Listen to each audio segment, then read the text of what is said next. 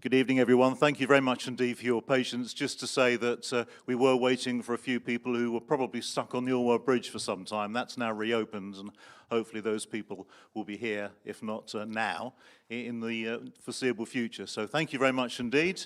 And great to see you all. I'm Stephen Foster, here to host another fans forum in the Sir Bobby Robson suite here at Portman Roads. Let me introduce our panel this evening. Not that they'll need much introduction from me, but please put your hands together for Mike O'Leary, first of all, club chairman.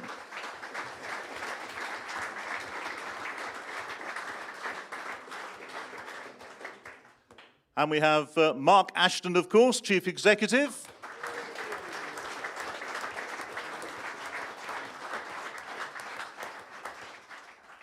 Our manager, Mark Ashton. I beg your pardon, our manager. That's the team for Saturday, Mark.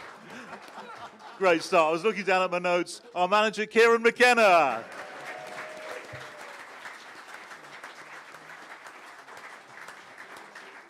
And a relative newcomer to us, but welcome to Portman Road, of course, to Scott Paul, who's the marketing director and also looking after supporters engagement. So please make him very welcome as well.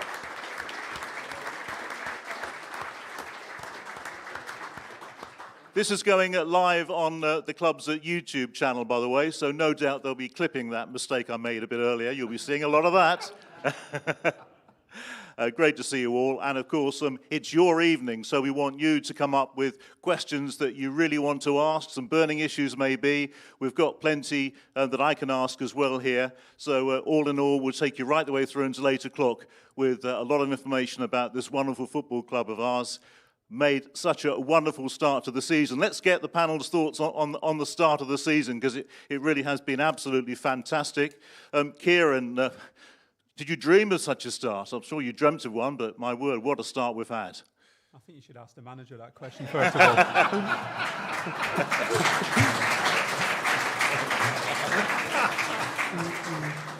I'm never going to live that one down, am I? No. Yeah, it's been a good start. We fancied ourselves for a good start, to be honest. I thought the pre-season was really good. You could tell from the first day of pre-season the hunger that the group came back with, the additions that we made. We felt really strong through the summer. Had a good pre-season, and it doesn't guarantee you anything, but it gives you a better chance than not. And yeah, we've carried that into the season. It's been a good start. I'm going to say probably loads tonight. It's early days, feet on the floor, and that's obviously the case, but there's no doubt about it. We'd rather be here with a good start than a poor start. So we've given ourselves a good platform, long season ahead, but it's great to be off and running. And Mark, I'm sure you echo those sentiments, but from a club point of view, I mean, the support has been absolutely fantastic, home and away. It's been fantastic, but first of all, we will now be 4-4-2 on Saturday. No, you're not going to live that one down. No, the support has been great. We had an internal meeting at the end of last season with all the senior heads, and we were talking about season tickets and projections and what we thought the numbers could be for next season. And I said, look, I think we should aim for 18,000 season tickets. And I think all my staff thought I was potty at that point. We're at 17,000. We haven't gone on sale with half season tickets yet. And I think if the form keeps as it is going, I think we'll be close to that. The size of this club is huge, and the fans have just been incredible. And the away support as well. It never ceases to amaze me. We saw it last season. It's continued into this season. Accrington's a long journey. The stand has no roof. It's tipping down a rain. They're singing. They're making noise. They're behind the boys. Just incredible. Absolutely incredible. The fans have been. Mike, what are your thoughts on what we've seen so far? Well, I'm the boring old grey-haired one, so I'm always the one who says don't get too high when it's going well and don't get too low when it's not going so well. But you've got to say it's been a great start. Great start. And the thing is with football, when it's going well, let's all enjoy it. It really is like that, isn't it? It's all right for you to say that. Let's welcome Scott Paul. Scott, we'll ask you a bit about your role a bit later, but you must be chuffed to bits to be involved in all this. I can think of worse places to be at the moment, I can assure you. When I sort of came to the first match day here against Bolton, I thought this place was pretty special. And I remember looking out that big wall of blue and white, and I just thought, just wow, I'm very, very lucky to be here. And with each and every home match that we've had, that's just felt stronger and stronger.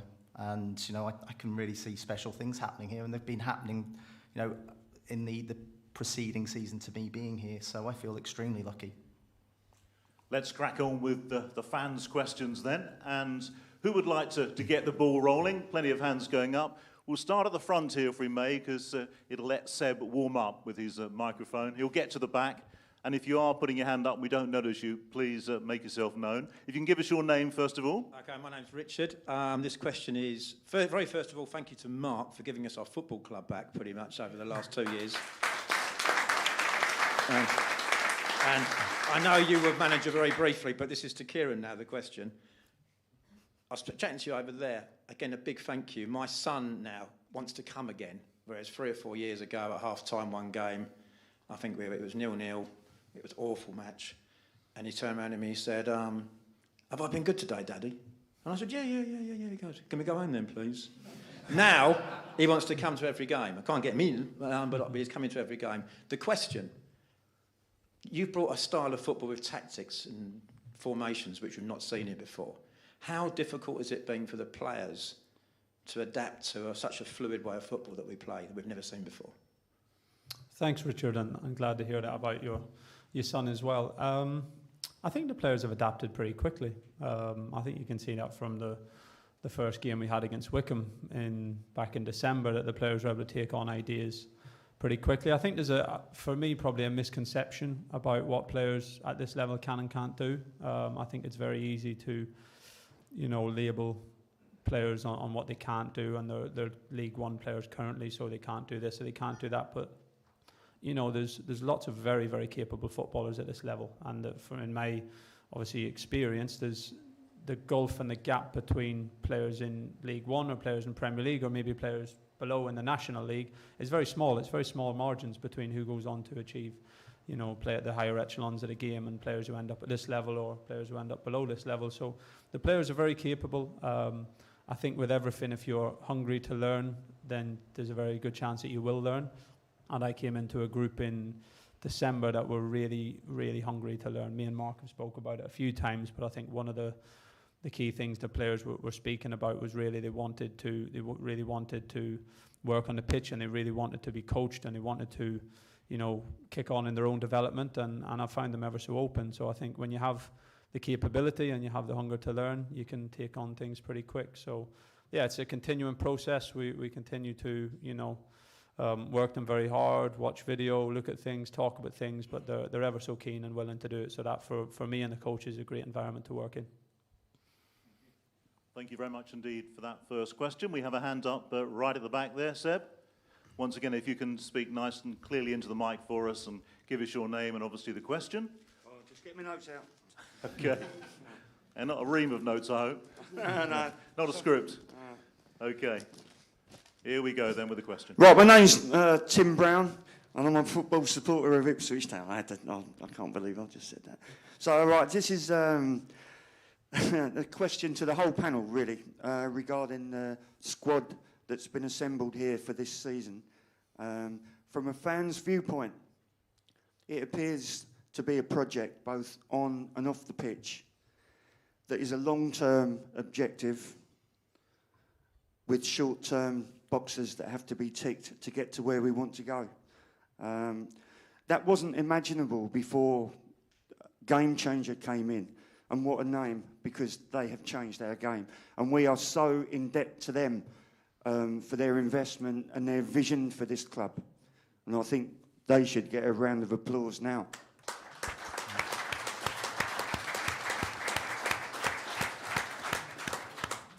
So thank you to the owners and to Mark. Brilliant, mate. Well done. we've had a great start to the season, and Kieran's style of football is so exciting to watch. However, this division is horrible. And we will face more teams like Accrington, etc., than teams like ourselves. And so the team have to have the mentality to knuckle down and beat the horrible teams that we face. I think if we get to when we get to the championship, our style of football under Kieran will be more suited to that level and even further. So let's get back to the championship. And once again, thank you to everyone involved at this football club, the financial backing. There's been a financial and a football investment in our club that we should all be so grateful for. And we have now got belief and a glimmer of hope for the future of our fantastic football club. Thank you very much indeed. Don't think there was a question in there, but thank you very much indeed for voicing that. Have we anyone at the back there particularly with a question for the time being? Yes, the gentleman in the middle, actually. Seb is making your way to you once again. You haven't got a script, have you? Thankfully not. Okay. But good words, though. Yeah, hi, guys. My name's Ollie. Question for Mike and Mark. Just wondering what's going on with the development of the land that the club have purchased and if there's any update on that. In a short answer is no, there isn't. We acquired the land, I think it was back in October, November time, because there was a once in a lifetime opportunity to get hold of it. We're working with the local council at the moment. Mike and I are actually in London tomorrow in regards to property meetings, and we're just looking at all our options at the moment. There's no rush. We've acquired it, we've land banked it, it's ours. But I think there's a wider discussion now with the local authority, be it how we master plan the area around Portman Road and around the stadium. Again, we want to make sure we get the long-term plans right. And what's really important is we have a master plan for the stadium, so the whole stadium works in its entirety. So there's no short-term plans. For us to do some of the things short-term that you could use it for, it would be extraordinary cost, and it just wouldn't be worth the value in doing that. So we banked it, we're holding it, and we're steadily stepping through the plans. It's worth adding that it was really important that we bought that piece of land behind the South Stand because we use it for lots of very important things. I'm sure many of you know that visiting coaches park there, and at the same time, to maintain the South Stand, we need access to it. And if we didn't own that land, we wouldn't be able to maintain that stand. So that was crucial. But as Mark says, there's lots and lots of different things we might choose to do with it, and we're just thinking about that right now. No rush. Okay, thank you very much indeed. Next question from the floor. Over this side now, Seb.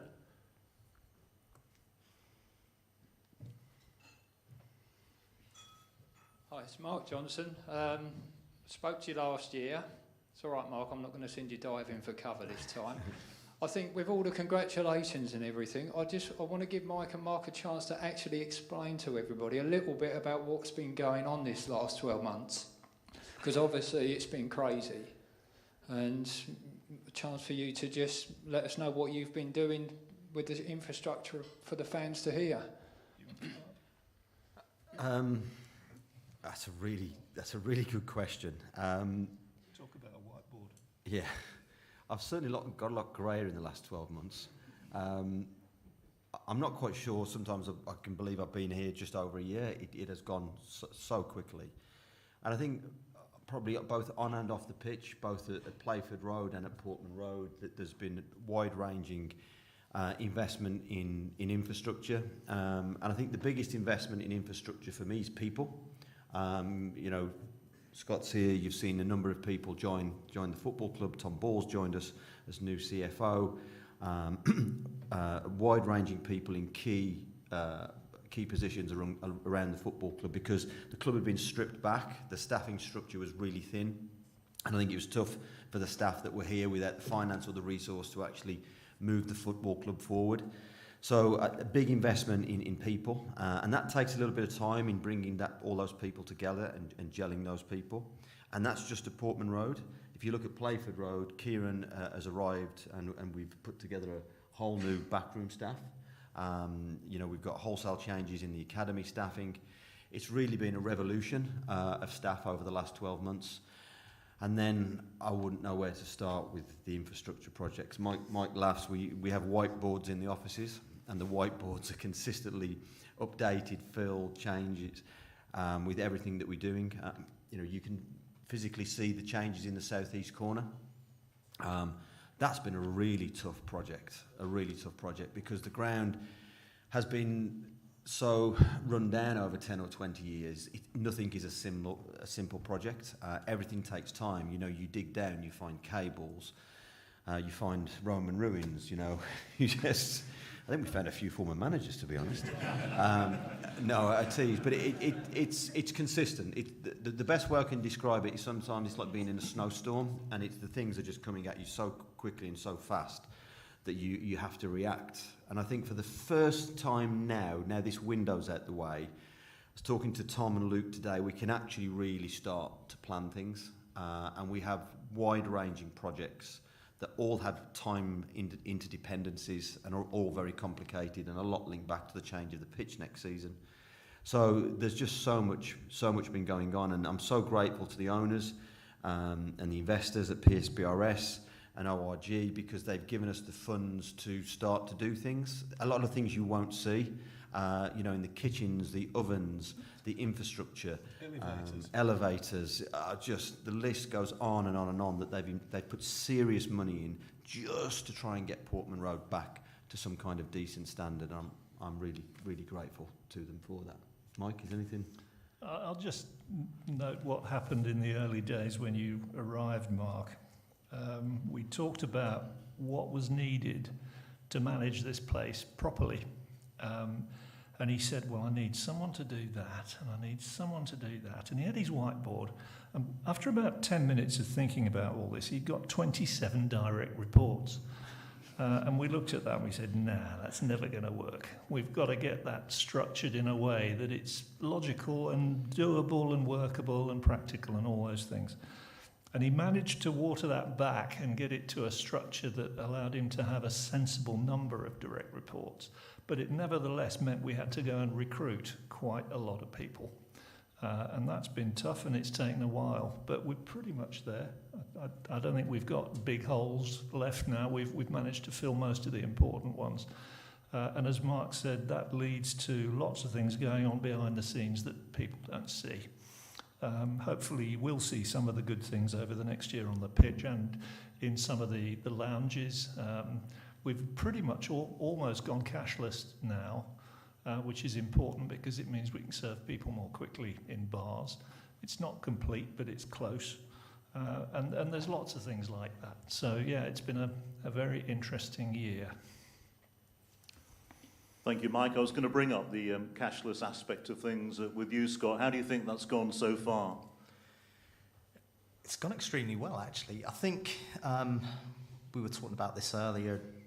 The fact is our habits have changed throughout society, full stop. You know, and COVID's been the main driver of that. I mean, I was probably one of those people that walked around with more cash than I really should have had most of the time.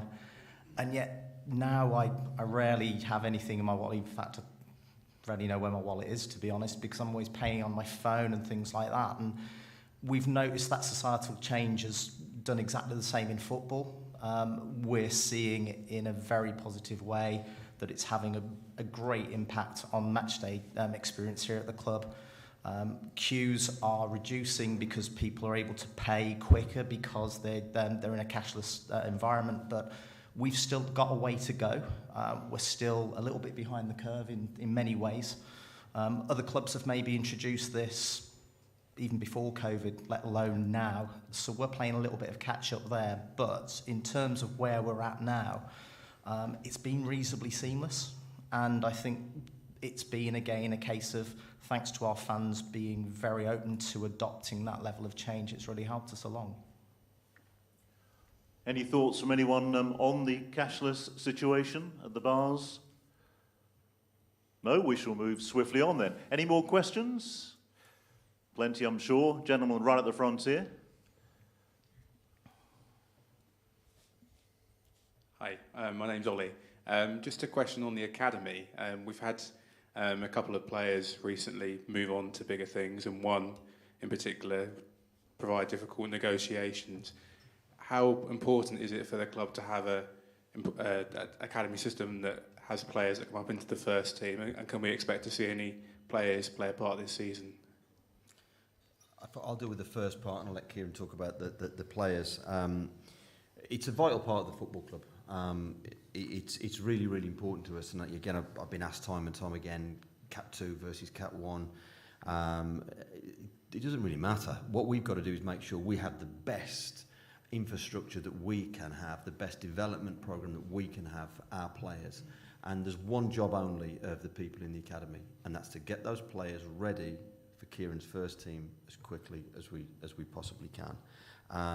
We've lost a few players, but the stories again behind this that you don't see. So I'd be remiss of me to mention his name, but we have one of our young players in the 14s, 15s now, who in the summer he was approached by one of the top 6 clubs in the Premier League, and one of the big guns came in, offered the compensation. We thought he's going to go. They offered him a lot of money. Player met with the club, family met with the club, family came and spoke to Kieran. Family came back and said, no, pathway's better at Ipswich. We're staying at Ipswich. So we hear a lot about the players that leave, but you don't hear so much about the players that actually say, no, the pathway's here. Because if you think that a pathway is going to be better for any young player at a top 6 Premier League club rather than Ipswich Town, well, you cannot be serious. And with this man at the helm, they've got every opportunity of progressing. So it is really, really important to us. We've brought in Dean Wright, who's now heading the academy. He's reviewing everything at the moment. And again, like the rest of the club, there'll be further changes in the academy to take it forward. But from if you like, a business perspective, it's a very, very important part of the club. From a football perspective, yeah, I think, look, it's been I think I said it in the first fans forum, it's been my upbringing in football, from being an academy player myself at a big club to, the large majority of my development as a coach has been in academy. So it's something very close to my heart. It's something I really enjoy, working with young players and bringing them into the first team. I think it's something that can massively strengthen a football club, because the connection between a homegrown player and the fans is not a connection that can be replicated with anything else. So when we do have a player of that level or that potential level, then we have to look after them and provide a pathway for them as well as we possibly can. Obviously, with that, we have to, marry up the club goals, which of course is to, get out of League One and progress and grow the first team and get the first team back to where it belongs, first of all. So it's about marrying and balancing those goals up. And I can rest assured that any young player who has the capability and the potential to play for us will be very well looked after when they want to be here and they want to be part of that journey. I think so far in the season we've had Cameron Humphreys play 2 competitive games already, played here against Colchester, played here against Northampton, performed very well, is a really, I think, important player for the future of the club potentially, but it's important to note that it's only potential. He's 18 years old. There's very, very, very few, if any, 18-year-olds playing in League One. So for now we have to manage his development very carefully and make sure that he's, gets the right amount of games, gets the right amount of exposure, but is also protected and also has the right training pathway away from the pitch. So he's certainly one at the moment who we see as a, important member of the squad, and we have to make sure that he gets the right experiences, and we work alongside him to map out his next, his next 6 months, his next 12 months, his next 18 months. So for me, it's really important. It's a big focus. Of course, the players have to be of the potential to play for this team, and the team is improving and the squad is improving. So there can't be anything given just because it's an academy player. But when we do have a player of that ilk, we will certainly do everything we can to give him the best chance to progress at the club. Okay, Mark, just one other thing on the academy. Are there any plans in the future to strengthen the academy by going for Cat 1 status? As I've said before, no, not at the moment. There's really, there's no point in even considering that until the Premier League tell us what their long-term plans are for Cat 1, because we would be then moving towards something that we don't know what the future is going to look like.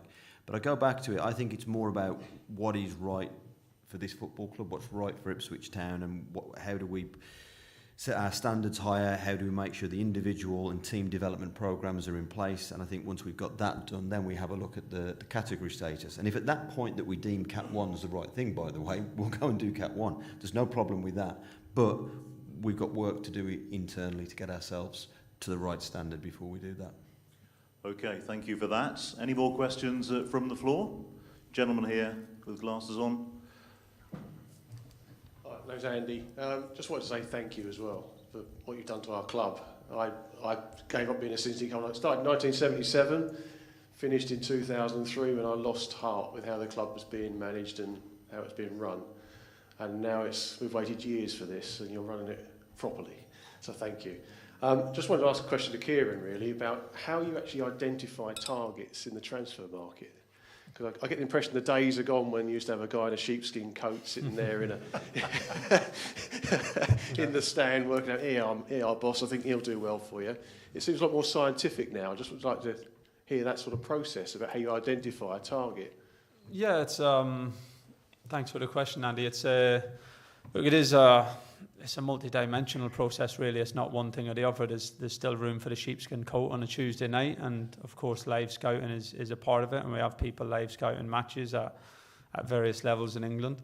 But there is the other side of it now as well. Of course, the data and analytical side of it becomes much more important. The video side becomes much more important because you have access to video footage of so many players in England and across the world that you can see so much more in such more efficient time manner by doing a lot of your scouting through video. So no, I think the process has really come on I would imagine in the 12 months since Mark has been here, but certainly in the 8 months since I've been here. Obviously Sam Williams has come in from Man United as the head of recruitment, and he's building his team behind the scenes.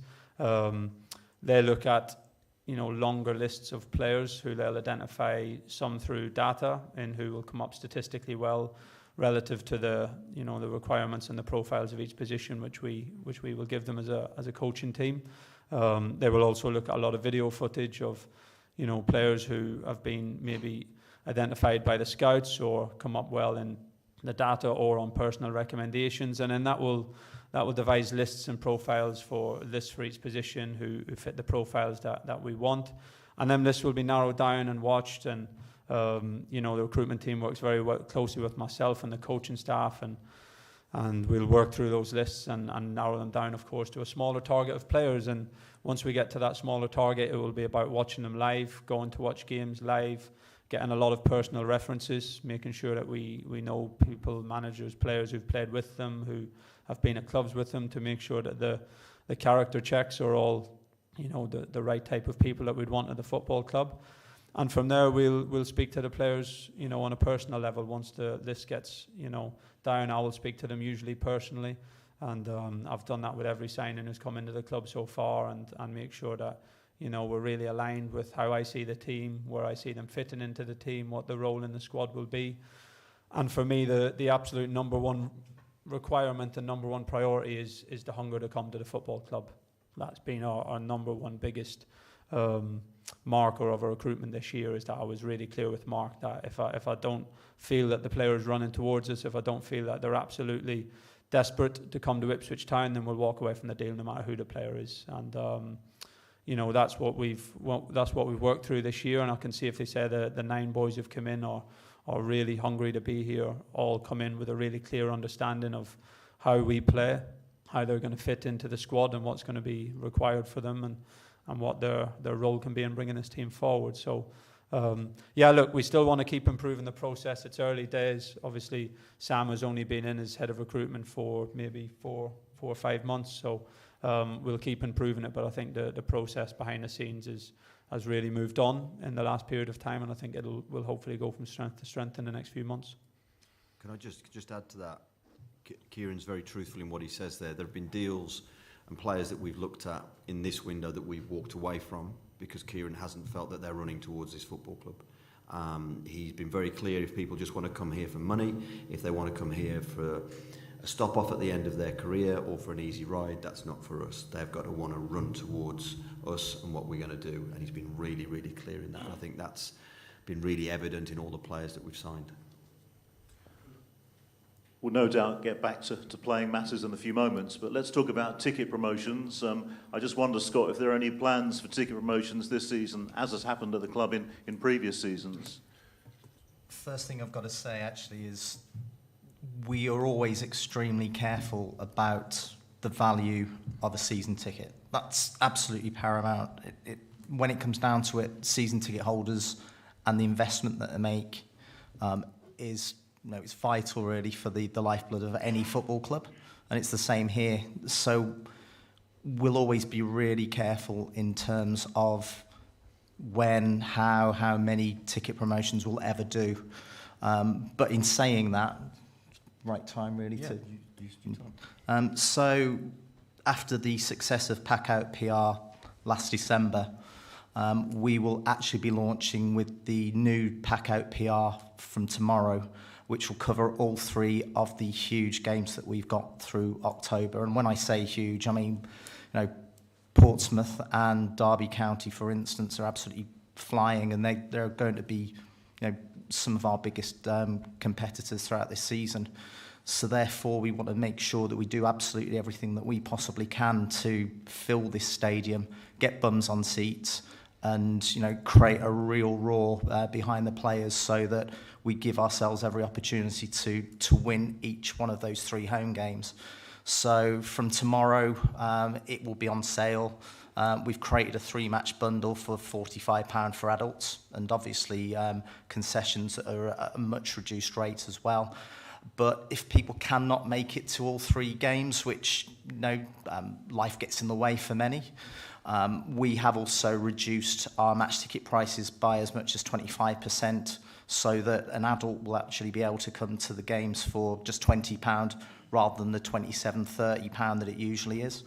Our concession rates have also been reduced as well, so obviously I'd urge you to go onto the website tomorrow morning, have a look at all the information that's there. But I think also what is vital about the piece that we're doing is we listened to a lot of the feedback that was coming through last season regarding charitable donations and helping others who would otherwise like to come to the games but can't for financial reasons or so on. So part of the piece that we'll be launching is also the opportunity for our supporters to also donate either a package, a bundle, or just as much or as little money as they want to the ITFC Foundation, so that, again, people that ordinarily would like to be at Portman Road will get the opportunity to do so, people from throughout our local community.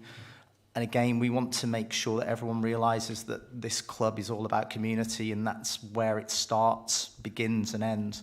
And again, it's just making sure that this place is absolutely filled to give Kieran and his team really as much opportunity as possible to actually pick up 3 points with every single chance they get. So Pack Out Portman Road, folks. Listen, it's an initiative that, in fairness, Neelos and Luke Warren came up with last year, and I think the fans really took to. What was so humbling was the way supporters actually did want to make a charitable donation to families and children who were less fortunate and couldn't afford to come to the games. People were buying them and donating them as Christmas presents. It was absolutely humbling the way this fan base came together for that activity. So as Scott's just said, we'll do the same again. We will provide a formal platform for fans to donate if they so wish, and our foundation, which has charitable status, will distribute that money to tickets for those in the community where it's most needed. So 3 games coming up. We'll launch them tomorrow, and we just ask everyone to get behind it because, again, this place is fantastic when it's full. And I want to be in a position where I can push the safety advisory group. I want to be in a position where I can push people and get over 30,000 in here. I keep being told I can't do it. Come on, let's do it. We're judging by the attendance so far this season, Mark. I mean, we're going to get there, surely. Yeah, capacity. It's just incredible. It's just I am blown away by the fan base of this football club. Every time we ask them to do something, they deliver, time and time again. And, you know, in fairness, Kieran's working tirelessly with his staff behind the scenes and the players to deliver success on the football pitch. That success is long overdue for people at this football club, long overdue. We can't promise it, we can't, but I can promise you we will work tirelessly to deliver success for this fan base. Okay, any more questions from the floor? A hand has gone up in the middle here.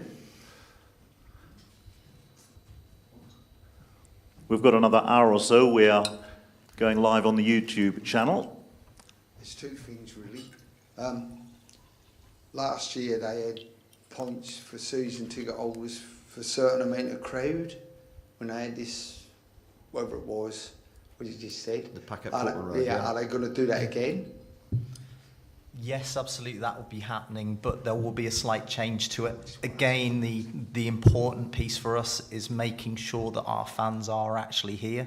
So as much as anything, the reward will be to those season ticket holders that actually are here at Portman Road for each and every one of those games, because that's what makes the difference. Not a number that we'll publish and you'll see in a newspaper. It's the amount of actual people that are sitting on these seats, that are cheering, they're roaring and they're shouting everything on. That's what it's about. And just one other thing, is that a viable proposition to open a shop in the town somewhere, not one of these pop-up shops? One, because I mean, you come down here, if you're in a car, there's nowhere to park, there's all these yellow lines. Years ago, there used to be about half a dozen car parking spaces beyond the Kevin Beattie statue where you could park for half an hour if you were coming in here. But I mean, how many people who drive past or are in the middle of the town won't walk down here, especially if that's pouring down the rain and that sort of thing.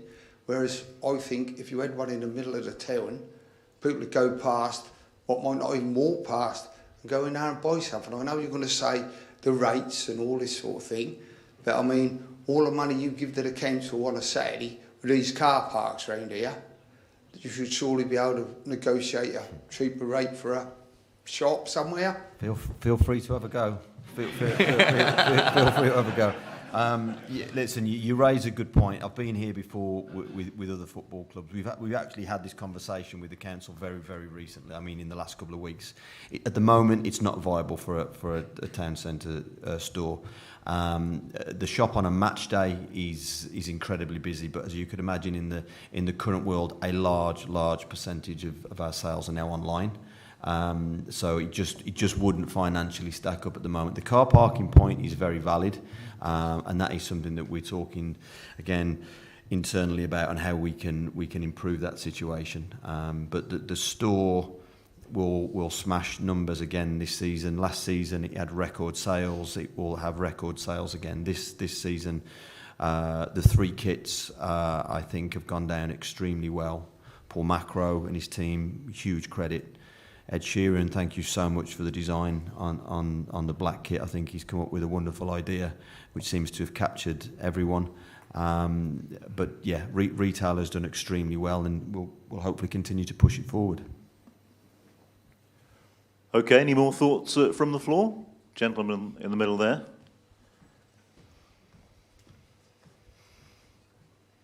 Hi there, Marcus. Question for Kieran and Mark. Two things. The community trust, obviously, we've finally got that back in there. I want to say thank you very much for that, because when I was a really young boy, we had the community trust, but then obviously for a period of time, the previous owner got rid of it, and I think it lost a lot of fans. So I think thank you for that, especially. Obviously, I work in a secondary school, and all the students that I work with are talking about Ipswich, community trust, what they're doing in the community and stuff like that. So I really want to ask Mark that question, what they're doing for the next sort of 2-3 years, maybe a bit more. And then Kieran, just a little kind of one. A lot of the players seem to really buy into the community trust thing. So is there like a particular thing that they do in terms of like, do they go out to the schools and go, right, this is what we're going to do? Do you have an input to say, this is what I want us as players to do, as a club to do? So it's just a couple of little bits there for you guys. I think from the players' point of view, they're really natural with it. I've been really impressed seeing them when they do have to, or when they do get the opportunity to engage with the community. They're not very scripted. They just like getting out there and and getting stuck in. Freddie Ladapo was moaning last week because he was meant to go out with somebody else to the soccer day, and the other person was ill, so he ended up playing in all of the five-a-sides, and he was expected to share the load on the night, but he got there and he had to play in 4 different five-a-side matches with the kids. So I think if that's the worst complaint, then they're not a bad bunch of lads. No, they don't get too much from me. Obviously, I know when they're doing it, the club, are really good in terms of dividing it up and making sure we get out to as many areas of the community as possible. But the thing I really enjoy is when it's natural. The recent thing with George Edmondson and the disability team and buying the shirts, you can't force that on people, or it wouldn't be the same if it was forced. They're just a really good bunch of human beings, and they really get that the community is massive for this football club and they want to be part of it, and we don't have to force them, and we certainly don't have to script them. We just get them out there and let them meet people and see what good people they are. The foundation's the key pillar for the football club. It's the legacy programme in the football club. It's the piece that genuinely impacts families, children, everyone in our local community. A year ago I sat here and I said we were going to construct a new Board of Trustees, which we've done. We've got probably circa 10 to 12 independent trustees from local education, from local businesses, from the local authority, from the FA, who help us put together that strategic Ipswich plan, if you like, now. And the amount of work that we've undertaken in the last 12 months, the participant levels have literally quadrupled, and we're only just scratching the surface. We've got so much more to do, but it is the lifeblood of the football club. From if you like, from a commercial perspective, it's our next generation of supporters. We have to reach out to the local community. We can't just expect them to come to us.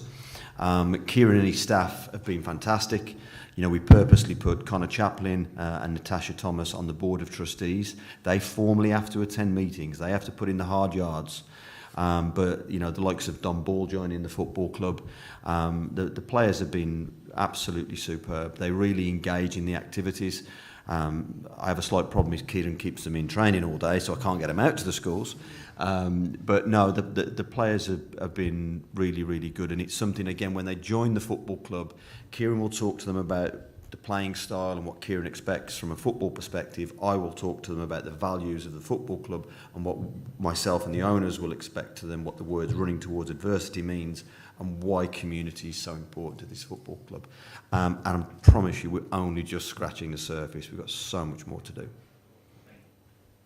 Thank you very much indeed for those 2 questions.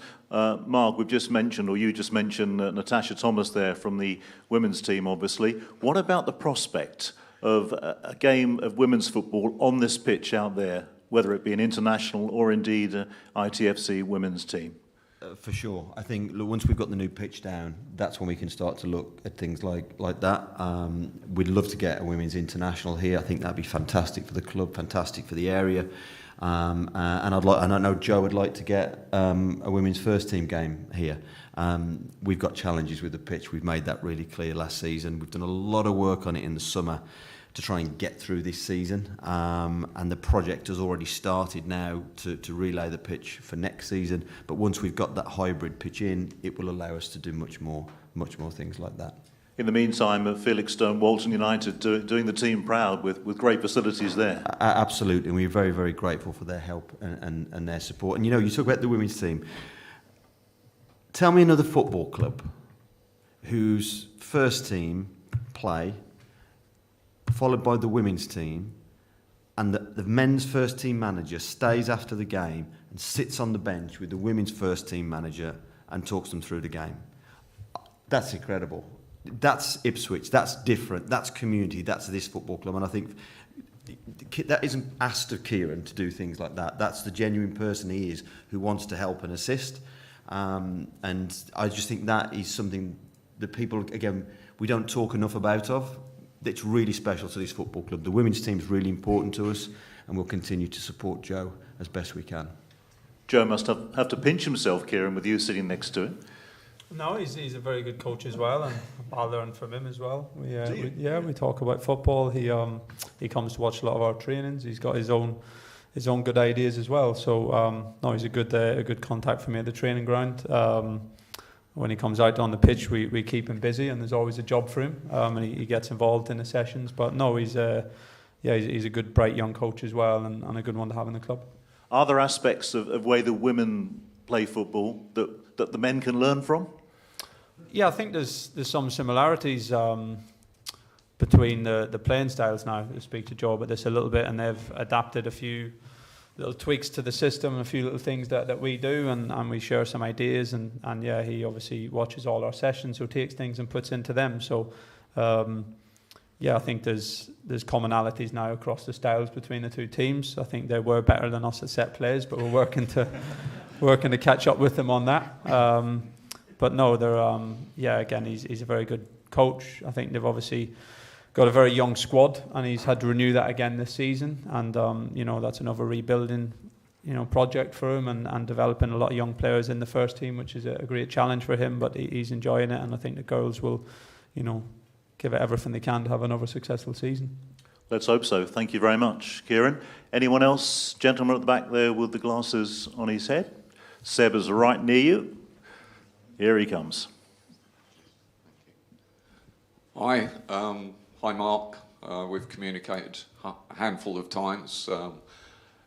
My name's Blue Peter, for obvious reasons, and I'm going to raise an emotive subject tonight, I'm afraid, and the question will not be for Kieran to answer, okay, for obvious reasons.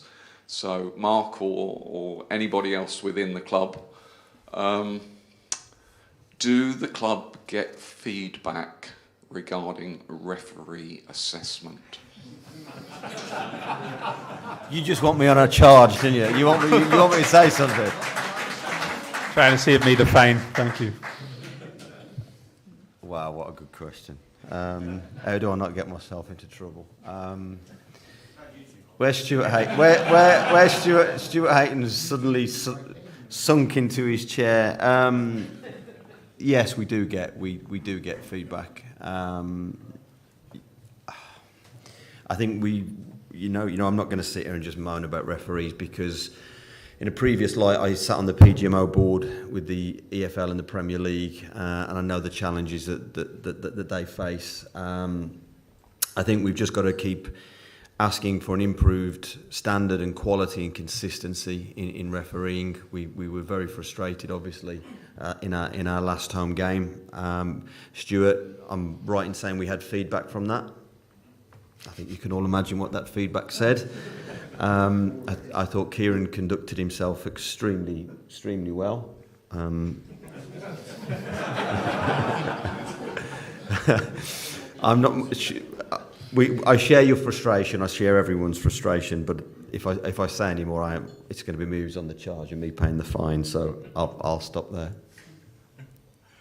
Okay, thanks for that. Another gentleman here, Seb over this side, my right, your left. And we've got plenty of questions here from others that have gone in front of me as well. But obviously, we'd love to hear from you here tonight if you haven't spoken so far. Over to you, sir. My name's Michael.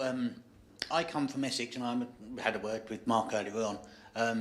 Unfortunately, this year I've had to relinquish my season ticket not because of the cost of the season ticket, but the cost of fuel. It's wonderful what you're doing, like the Pack-Out Portman mode and things in the community. But I come from Essex. Is there anything that's going to be done to help people who live further afield? I don't specifically know the answer to that. We do debate things like this all the time. We're very aware that there's a cost of living crisis going on in the country at the moment, and hence why partly the timing of the Pack-Out Portman Road campaign going into those winter months. The travel is an interesting one. What I would say is let me take that back to my team and let us discuss that internally and see whether we can find any solutions that assist. There is no silver bullet. There's no easy answer to it. It is difficult, and we're so. Fans travelling, 6, 7, 8 hours to Accrington with the cost of fuel at the moment. It was just incredible. So whilst I don't have an answer for that, I'll give you my word. We'll go back and talk about it. It's worth adding that we're very aware that our catchment area is huge. It's not just Suffolk. You can add in half of Cambridgeshire, or a big chunk of Cambridgeshire. You can add in a big chunk of Norfolk. And if you head south, the first big club you come to is West Ham. So there's... It's true, and given that, there's an opportunity for us in parts of Essex to grow the fan base and get people interested, but it will require some creativity. And for my part, I think it's really important as well to sort of throw that back at you guys as well. We listen to feedback. We're really keen to get your feedback as much as possible. So anybody that has got good ideas, good thoughts, you know, we're all ears. Please share them, and we will absolutely talk them through. Create a platform for car sharing. Well, the other one is coach sharing, of course, but you've got to get people committed to agree to go every darned week, and that's more difficult. But clubs who've had a long time building that infrastructure have it. You get coaches going from all over the place to see some of the big clubs. Let's take it away. Let's take it away and come back. But again, if supporters have suggestions, I've been told by my PA, Lynette, not to give out my email address tonight. We're just getting through the backlog. Give mine instead. Give them Scott. So yeah, just in case you are noticing, it is scott.paul@itfc.co.uk. Please email him. Please don't. Please email him. No, feel free, absolutely. It's really important that we do get that feedback because it will really give us a platform to think it through properly and make sure that we are absolutely getting everyone here that wants to be here. And of course, the planned increase, or certainly that's going to happen, I'm sure, in utility bills, will have an impact on the club itself, not just supporters. Out there right now. Yeah, exactly. Just look at the lights. Yeah. That's getting the grass growing in areas where we don't get a lot of sunlight. But those things cost a fortune to run. They do, Mike, but I don't know whether I've mentioned it. I've actually plugged them into the council's buildings over there. Just don't tell anybody. Floodlights as well. Can I just say that, because obviously when we debate the season ticket prices, we're looking at the challenges that fans have got with the cost of living crisis, and again, I'm really grateful to the support from our owners in supporting us here to hold the season ticket prices. It would have been an easy thing, so I'll put 2, 3, 4, 5% on them, but we didn't, and we're really grateful to the owners for that support. And I think that's bared fruit, because we've seen the volume, got 17,000. I think we'll end up at somewhere like 18,000. So I'm just really grateful to everyone's support on that. Great stuff. Any more for any more? Right at the back there, Seb. We're working you hard, as ever, at these fans forums. I think the gentleman right at the back. Oh, there's one here first, is there? Beg your pardon. Hello there, gents. My name's Lewis. So, linked to the player recruitment side of things, what I've noticed is deals don't seem to go on for ages. We're not in the market for a player for a month. We seem to get things pushed over the line quickly, and players actually have no idea we were going to get him. Without giving away your trade secrets, what do you put that down to? It threatens to kill us if we leak it. No, it's a good point. I think. Look, I said publicly last year, didn't I, when I came in, I was really frustrated in the summer window last year that there were so many leaks coming out of the football club, and it jeopardised a number of the deals. And I think we drove that hard into the staff, the mentality and the culture that we build in, the values, the honesty, the integrity, that we needed to keep things tight. And I think we've done that. I think. We've got, I have to say this, BBC, EADT, Phil Ham have been really professional, absolutely professional in the summer window. Don't get me wrong, they ask a ton of challenging questions of me, but they've been really professional in the way they've reported. That's helped us to control the leaks, which has made our lives a lot easier when we're negotiating with players, and that's a really, really important part of what we do. So I'm really grateful to the professionalism that people have shown around the football club. And I think, look, I said to you before, we won't get everything right, both on and off the pitch, but we will work tirelessly, and we have to be as one, and that includes things like leaks, because they damage the football club, and. I don't know, Kieran feels, but this feels like to me it's been a really long window. Yeah, it has. It's obviously the season started a little bit early as well, so to be, I think maybe 9 competitive games in and still being able to, sign players or lose players can be really damaging. So the more that we can keep that stability and, keep the noise down, focus on the next game, it helps. So certainly that lack of, correct stories coming out about players is probably useful. We'll come to you in just a few moments, if you don't mind. We'll go to the back there. I think that gentleman was next. Thank you, Tim. To Kieran, you've made an absolutely seamless transition from coaching to management, and your ideas are innovative and are going to attract suitors for your services because you're very good at what you do. So can Ipswich Town fulfil your ambitions? Do you think you can go where you want to go with this football club? And to Mark, can we have a reassurance that you'll do everything in your power to keep him as our manager, please? Thanks, Tim. Look, very much so. I've said that a few times. I think I wouldn't have came to any League One football club. Obviously,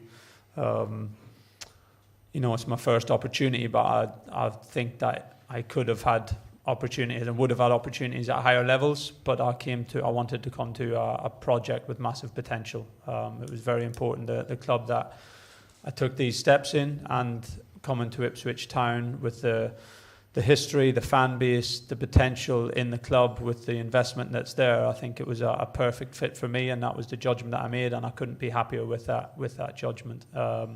My 100% focus is on the short, medium and long-term future of the club, and I plan to hopefully be a big part of bringing this club back to the level where it belongs and having a really solid foundation here. So that's where my focus is completely at. I think the club has massive potential, and I really want to be the manager to bring the club to that level.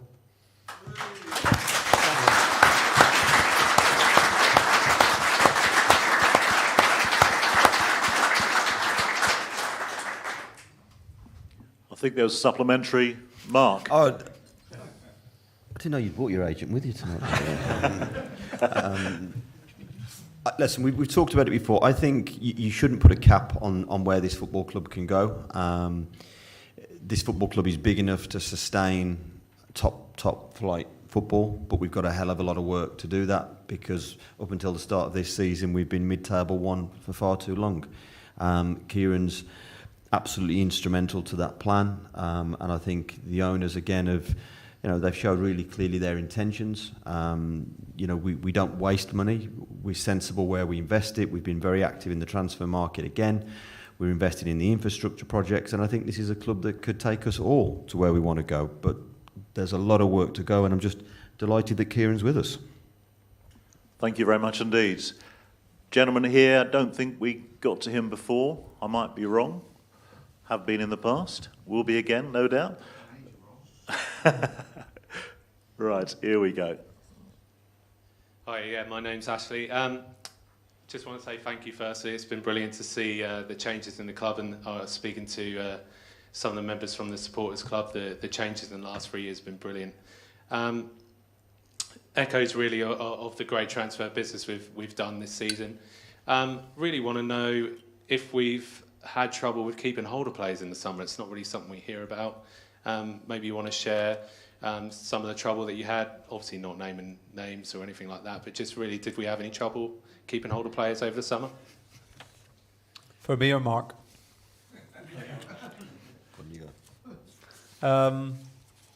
Look, the players I think I can say that there's a lot of them in the same position as me. I think we have players, I won't name, but we have players capable of playing at a higher level than where we currently are. But I think there's a lot of players who share the sentiment that I just made. Our best players see the potential of the club. They feel the support of the fan base. They know that, not everywhere you're going out in front of 25,000 people with a vociferous support, and that's home and a massive away support. So I think it's of course, you're going to have the better that we play, and hopefully the better that we continue to do, you're going to have increased interest in your players. But I think we have a squad that, as I said, are really hungry to be here, that see the potential of the club and see the potential of the team, and know that this is a really, really good place to be right now. So we don't have any immediate concerns at all, and I think the big focus has to be on keep moving this team forward. And if we do that, then I think the players know that this is a great place to be. So in this window, I'd lost track of it. We did a little calculation yesterday of how many players we moved in, out, contracted. 59 players in, out, contracted over the window. Hence Stuart Hayton really is tired. But a major part of that was recontracting and locking down the young talent. Wolfenden, Burns and Dabber, Humphreys, Baggett. Those deals, they take time to do, but we made the conscious decision at the end of the season that we were going to do that really early and get that bit, to get our housekeeping locked down. And I think that's really important, because just in the names that I've mentioned there, though, that's real potential talent and asset value for the football club. So again, there's a lot of work that's gone on. You know, everyone sees Greg Lee, Leif Davis, Mark and Harness, Therese John Jules, etc. coming in, but there's a lot of work, not by me, by a lot of people, Stuart Hayton, Luke Ware and Tom behind the scenes doing the finance, pulling all this together to make sure that the housekeeping's done. And I go back to it, this club will be run professionally, and that's why the academy is really important, the development squad is really important, and ultimately the first team is absolutely key. Okay, thank you for that question. Gentleman with his hand up, not far from where you are, Seb.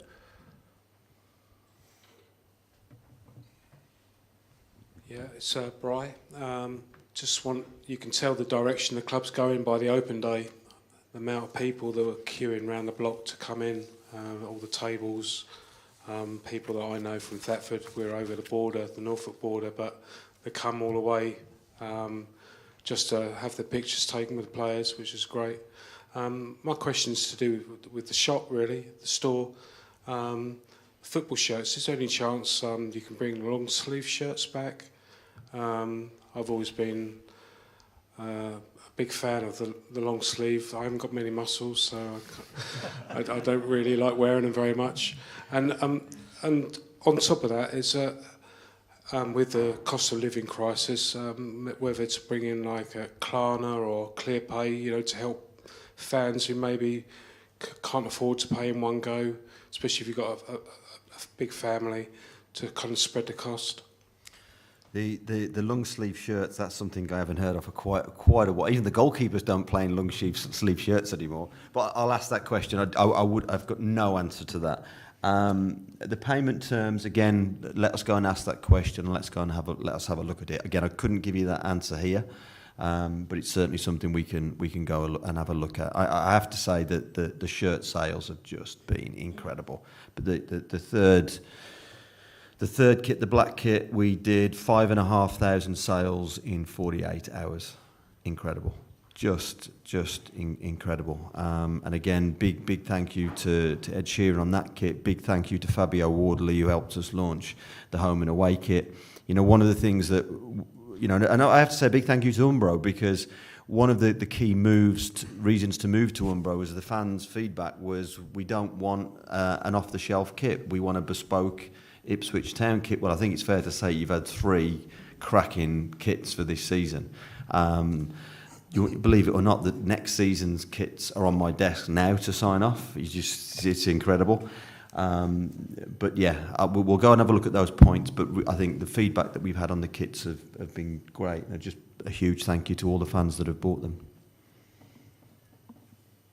And you really couldn't put a price on all that publicity that Ed Sheeran brings to the club, just standing on a stage in front of 100,000 people wearing a Town shirt. I mean, that is just unbelievable. We'd never have thought that a few years ago. No, I think if you're Manchester United, Chelsea, Real Madrid, you can't buy that kind of exposure. It just takes it to a whole different level. And we're just so grateful for his humility, his humbleness, his support of his hometown club. Very, very proud to have him on board. When I saw him at the end of last season, sorry Kieran, but he didn't want to talk about the team, he just wanted to talk about the kit. have you seen it? Have you seen it? He says. But no, it's wonderful, and we're so grateful to him. And I was going to speak to you about the possibility of live music, concerts returning to Portman Road at some point, because the stadium's got a great history, of course, of so many top acts.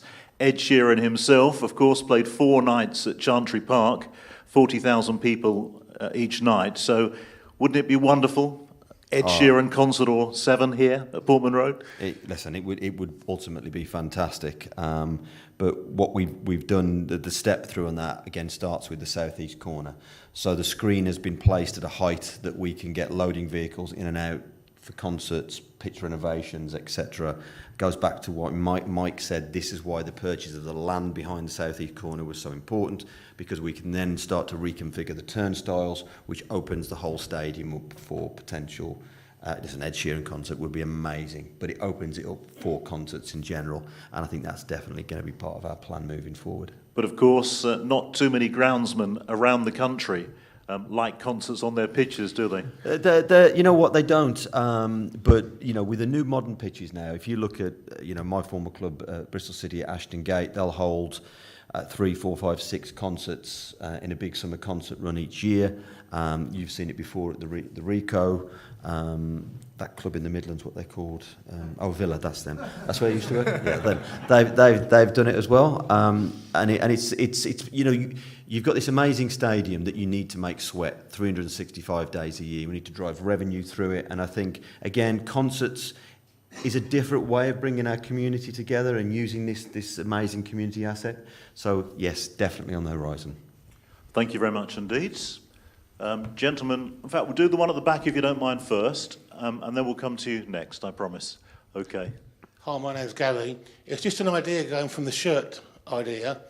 Could we have like a VIP season ticket? So as you pay for your ticket monthly, you're buying next season's shirt or shirts. You guys are getting the money up front and the orders up front. Yeah. And then we're not finding 100 quid, away from the missus to buy 2 shirts for yourself and your boy in the summer holiday period. You could do it with programmes as well. It's a good idea. Yeah, it's a good point, and we'll take it away. Tom's at the back of the room, our new CFO, so a little bit of homework for Tom on that one, I think. But it does work. I've got to admit that. At another club that I've worked at, we did exactly the same thing there. That was Leicester City. Oh, that was Leicester, okay. Yeah, not the other one that you want me to... But yeah, it works. And we would sell thousands of replica kits ahead of actual sort of going on sale properly. So it's really worth taking on board, I think, here as well. Scott, while we have you on the mic there, given the sort of increasing economic pressures, is the club exploring more reciprocal agreements on away tickets? I know that there was a £20 limit agreed with Barnsley recently. Is that something we can expect to see again in the future? Do you know, we're open to speaking to all clubs if it works for both themselves and ourselves. I mean, the whole point to these reciprocal deals is driving our away attendances as much as possible. We've talked about packing out this stadium here, but I'm pretty sure that Kieran would say that every single person that goes to an away game is vital, really, to, again, pushing them home, getting 3 points there. So we will speak to every club, whether or not they're interested, whether or not it works for us and our supporters. But it isn't just about ticket pricing. There'll be other initiatives that we throw out there as well throughout the season regarding away games as well. So I'd just sort of suggest that you watch this space. Thank you very much indeed, Scott. I don't think we've had you yet, have we, down the front here? Hi, guys, my name's Chris. Scott, welcome to the club. Just want to get an idea of your roadmap for the next 12 months for fan experience. Good question. Oh, good question. Suddenly need the toilet. It's a really good question, actually. I mean, the truth is my role, that Mark has put great faith in me, and I'm very thankful for him bringing me here as well, is really to try and bring the whole club together in terms of not just every single internal department, but build that bridge towards the club and our supporters. My job, really, more than anything else, is to be that sounding board, to listen to everyone that's sitting out here, where possible to act upon it in a positive way. I came to Ipswich Town for one reason only, because I saw it as somewhere that I could make a positive change. And it was also a club where I felt that wanted to make those positive changes. And that I've been here 2 months and I've seen huge changes already. Yeah, I mean, the support engagement piece is huge. You've seen, I think, all the hard work that's been done by people like Dan Palfrey and so on, and Seb indeed, in terms of the fan zone. So we won Family Club of the Year for a very good reason. It's because of the attitudes of people like Seb there and Dan in trying to drive home the importance of a great match day experience. And my job in many ways is to make people want to come back more and more. So it will be looking at what we do on match days. It will be adding a bit more variety to the things that we do at the fan zone. So, you know, we're very keen to look at particular, maybe even theming certain matches. I mean, it's certainly something that I've done working previously at Wasps and the Ricoh Arena, where, again, we had an embarrassment of riches there in terms to be able to create this great matchday experience. It's exactly the same here. We've got this great attitude to doing things. There's a huge positivity about wanting to make those changes. The changes are being made out there too. We've seen what's happening with the big screen, the LED boards, the PA announcers and so on a match day. We listen to you as well. You know, for all of the positive feedback we get, there is some negative. And my job, the job of everyone here, is to try and actually iron out those wrinkles to make it as good an experience for everybody, regardless of your age, regardless of your gender. It's great to see a young girl here as well, sitting there right in the front, wearing an away kit. And, you know, what's been amazing for me as well is the amount of people that are coming to this club on a match day, wearing their kit with pride. Not necessarily your typical football fan in terms of age and so on. You know, you're seeing groups of girls coming to the games. They feel comfortable here. They feel friendly. They feel wanted and welcomed. And, you know, really it isn't about my roadmap. It's actually about delivering on the roadmap of the owners and Mark and Mike here, who want to create and nurture this fantastic matchday experience where everyone feels welcomed. That's what I'm here to do.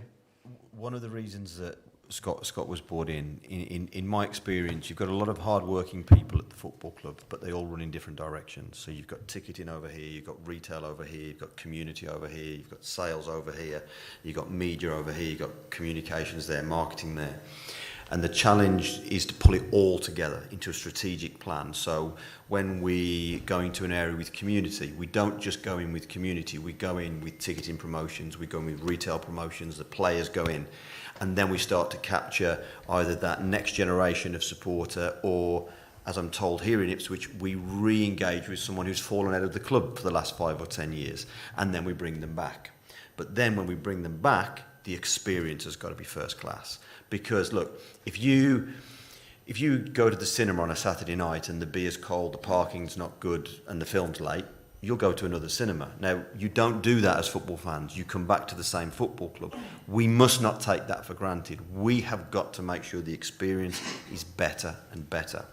But the challenge we have is, look at NASA. NASA this week have tried to launch their rocket twice to the moon. And they've said, no, it's not quite right, so we're going to stop it, we're going to fix the rocket. We can't do that. We can't say, oh, we're not going to play on Saturday because we're going to get the big screen right or we're going to get the new pitch in. We have to play. So we have to build this aircraft literally whilst we're in flight. And there will be glitches, there will be things that aren't quite right, but we have to build it on the way through. And I just, you know, the majority of fans have been so fantastic with us, and I just asked them just to bear with us whilst we still just get the tannoy system right, or we still just get the big screen right, or we just get the pitch right, or we just get the car parking right. There's so much more to do, but we've got to he kicks off at 3 o'clock on Saturday and he won't wait for us. So we have to do it on the way through. And again, I'm really grateful to the fans and the feedback, the way they've welcomed Scott to the football club. We've got so much more to do. Mike, do you think there's a growing realisation now of just how important this football club is to the local economy? Because I think in years gone by, people may have forgotten about that. I'm sure you're right.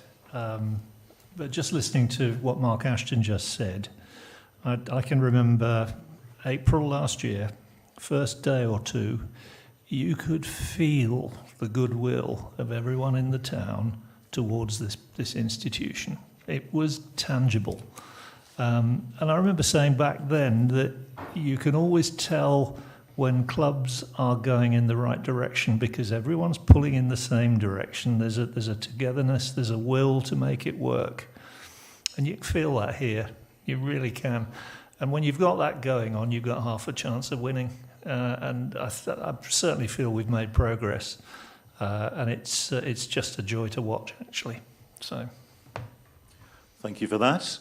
Anybody else like to say something? We've got about 20 minutes left, just under 20 minutes now, so still a chance for you to get in a question or two, and we'll go to the middle of the hall now. Hi there, my name's Ross.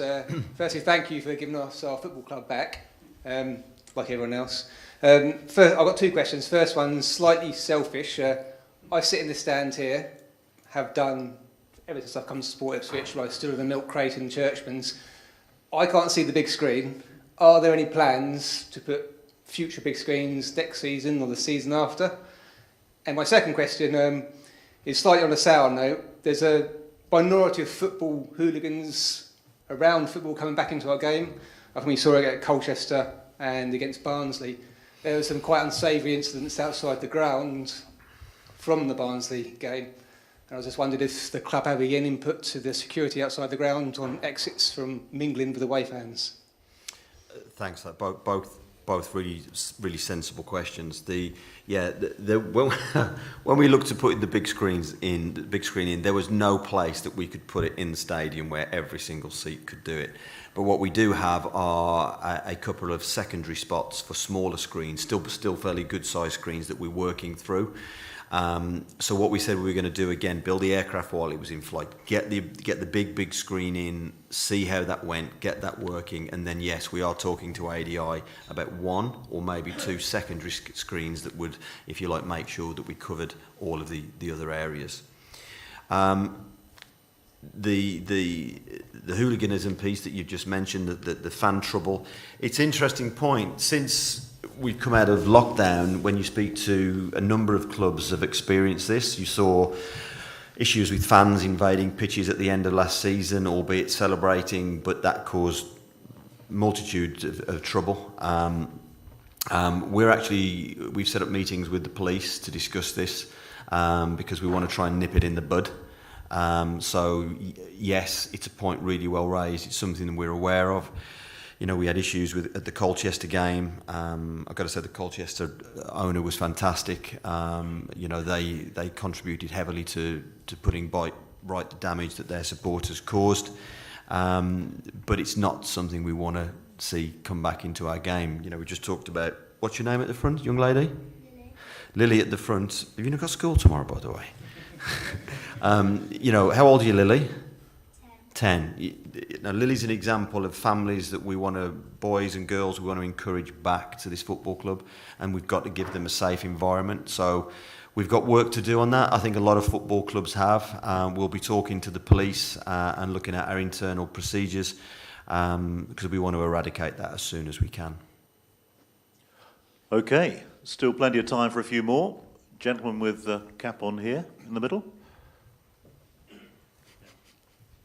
Yeah, hi, I'm Chris. Just on that point, is there not the option that happens at several clubs where they just keep the away supporters in for 20 minutes after the game, so the home fans are out of the way first? The answer is yes, that is one of the options, but we have to talk through that with the police. And again, that is potentially one of the solutions, you're right. Okay, I think we've got another question down here, if necessary, which is, I think if you've got any more, let us know. Yeah, just one quick question. Obviously, we're seeing a lot more surveys being sent out for emails. I'm just really interested to hear what happens with that feedback. What's the process? And if we were to email you, Scott, what would happen to that feedback as well? I'll start with that one. I'll start with the email. There isn't an email that I don't receive that I do not reply to. Whether it's by email, whether it's by phone call. And that is fed amongst a whole group of people that are decision makers, that are sounding boards throughout the club. No idea is a ridiculous idea. Everything needs to be spoken about. We get some absolute gems that come through from our staff as well as our supporters as well. And they're from people that you might not have expected to hear from. So therefore, it is really important that we receive this feedback, and I cannot stress that enough.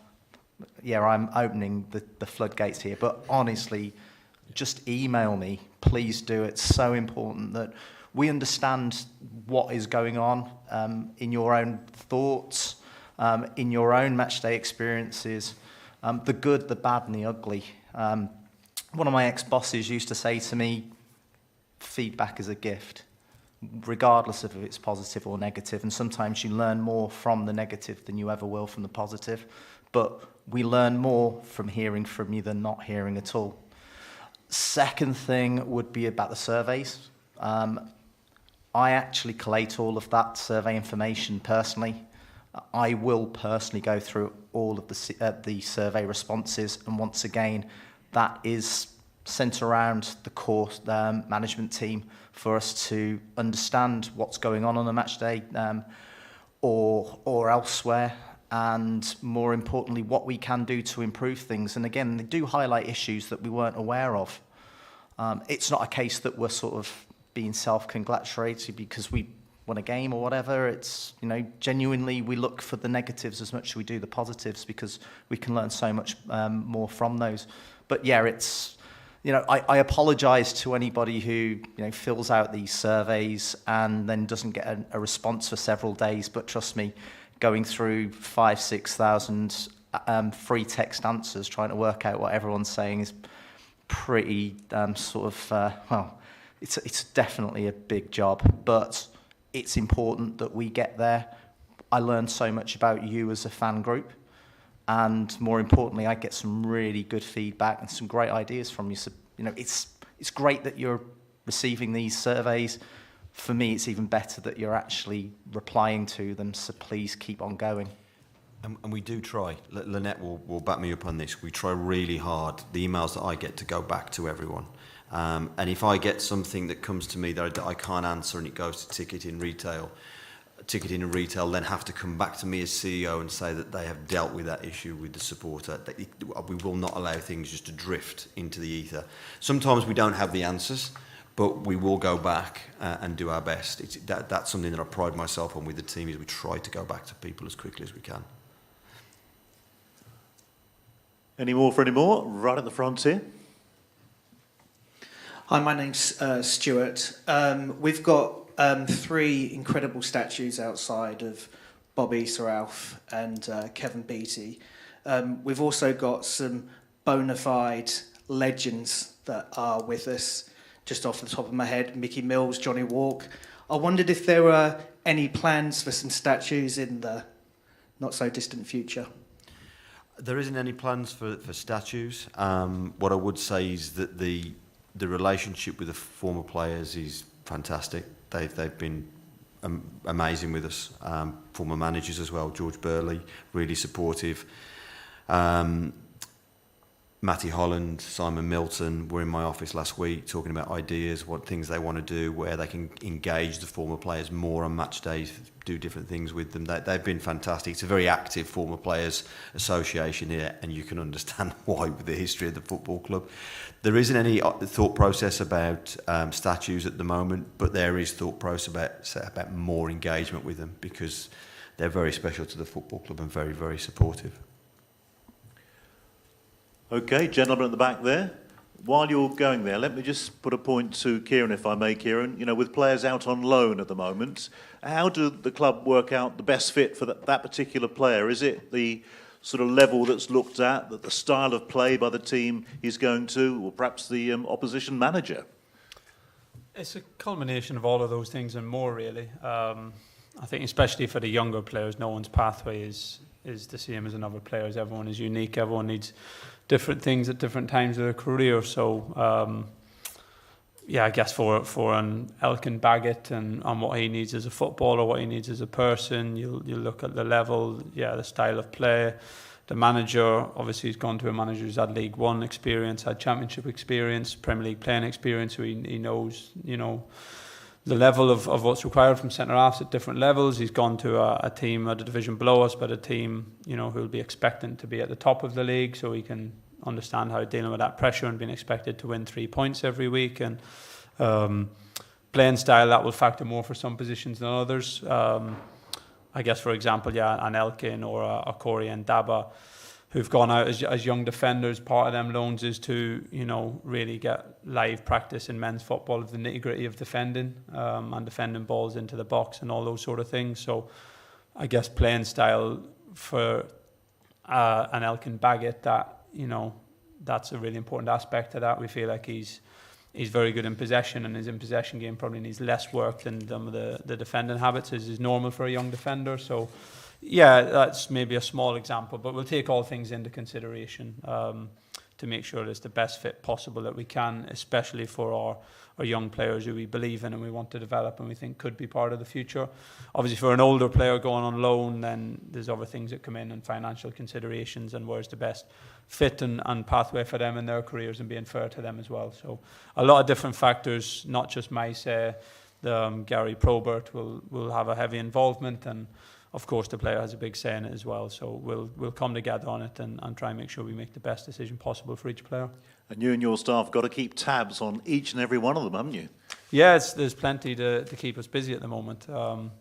We try and delegate that to one of the coaching staff at least, to make sure that each loan player's being contacted regularly and their clips are being reviewed regularly. The coaching staff will then feed back to me as well on that. So that's just from within the management team, but also the club with a team of analysts and with Gary Probert as well. We'll keep in regular contact with the managers and make sure that we're getting all reports through on how they're doing.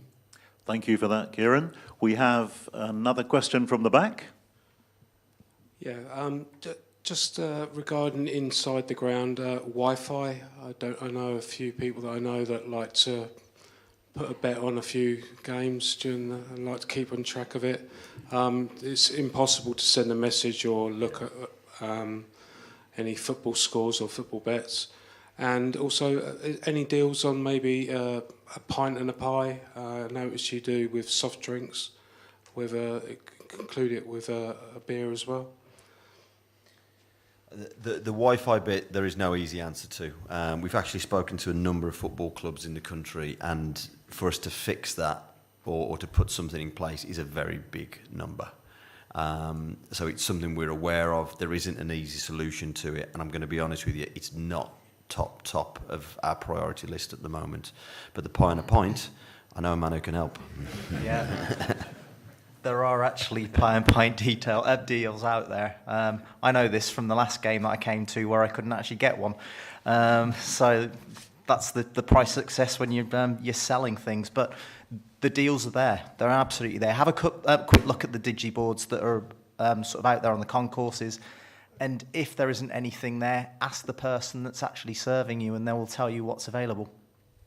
Just on the concourses as well, one of the projects that Tom's been running, pre-Christmas, all televisions in all concourses, all corporate areas will be changed and upgraded to give a far better viewing experience and fan experience. So again, it's a big investment for the club, but all TVs in the stadium will be upgraded pre-Christmas.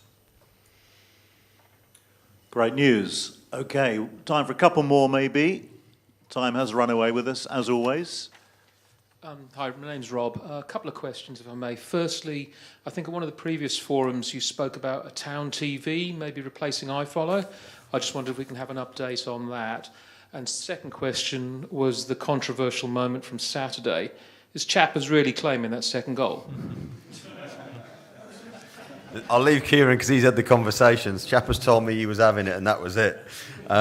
Yes, Town TV. We are into the last year of the iFollow. So we will exit that Football League deal at the end of this season. Plans are in place then for Town TV, but that will also see new websites, an ITFC app that you can use on your phones and your iPads, etc. Again, that's a big investment, a big project for us. But yes, we are some way down the road on that overall project. But you can answer the Chappers one. Connor is not a big guy, but he's a very strong guy. So if anyone wants to take that goal off him, they'll probably have to go and do it personally at Playford Road. Okay, we've got time for just one more question. So I did see a few hands go up. Seb, I'll leave it to you to make a decision. Yeah, my name is Jamie. I just wanted to ask a little bit about Martin Pert. Now, I think assistant managers can sometimes be unsung heroes in football clubs, and it was nice to see him on post-match duties after the Northampton game. I just wanted to ask you, Kieran, obviously you brought him with you from Manchester United. How influential is he to you and also to players before and on a match day? He's massively influential to me, so I'm glad that you brought it up.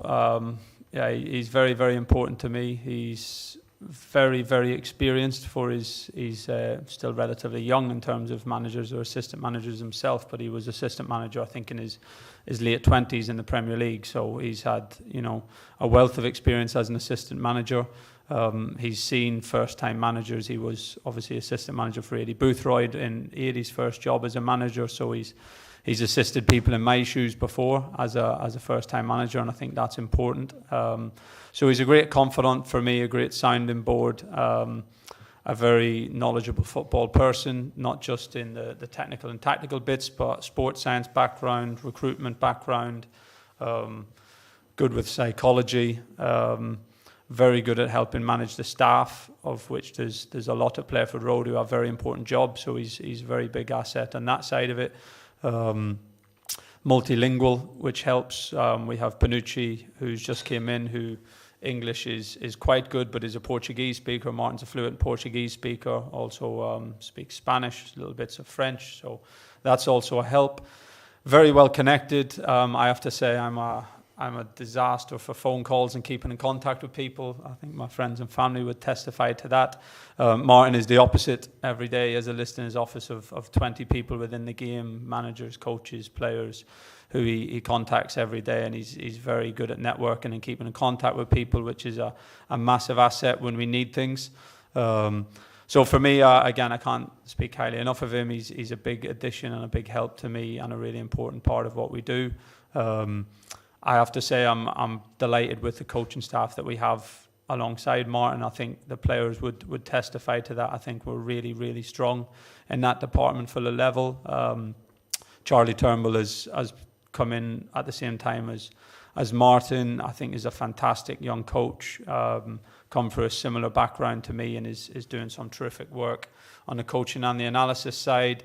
Rennie Gilmartin was appointed by the club, not too long before I arrived, but again, you can see the products in his work in the improvement in Christian Walton and the performances in Vass every time he gets an opportunity to play. So again, a really top class goalie coach with huge potential to improve as well. And obviously we managed to add Lee Grant to the small coaching staff this year as well. So again, massive pedigree and reputation in the game, played at the highest level, fantastic person in the dressing room, has been in the professional game for so long, knows the ups and downs of the course of a season across different leagues, and is again fantastically well connected with inside the game. So I think we're really strong there. I'm really grateful for the support I have with my coaching team, really grateful for the support I have from the Andy Rolls and his performance team, and I think behind the scenes we're in a really good place, and I think that is a big part of what you see on a Saturday. Obviously when we win, the players get the credit and I get the credit, but I think a lot of the credit needs to go to those people behind the scenes who don't get the credit on a day-to-day basis but are putting in some really good work. Thank you very much indeed. The last word there from Kieran. Could we thank our guests on the top table, please? Fantastic evening.